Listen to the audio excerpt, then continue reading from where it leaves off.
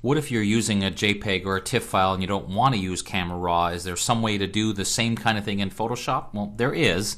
I'm going to actually use this one even though it is a RAW file. I'm just going to shift double click to force it just to open as if it's a JPEG without any Camera Raw. Now let me pause and say I really think even if you're not up until now haven't been a fan of Camera Raw, you want to explore it because frankly it's just easier and you'll get better results, I think. But just so you can see, here's how it is at least theoretically possible to do the same kind of thing in Photoshop.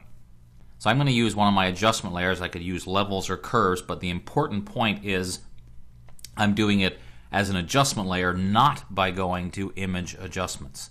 The reason I'm doing that is because now I can over adjust my image and say I really want to see the distinction between her dress and the white background, and if I have to really push sliders in some crazy way to do that, then I will. I mean, here I've pushed this really far, but now my selection tool should do a pretty good job because there's such a contrast between the subject matter and the background. So the theory is kind of the same, it's just not quite as easy to work with because you have to push things really far and sometimes you lose, like in this case, a bit of detail. But if you want to do it with adjustment layers, here's how you do it.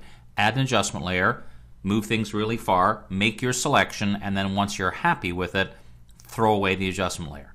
So really the adjustment layer has only been there long enough to make the job of the selection tool a little easier.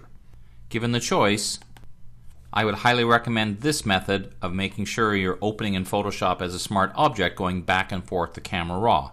However, it is nice to know that if you need to, for some reason where you're not able to or you don't wish to do smart objects through Camera Raw, you can still use the same concept using adjustment layers.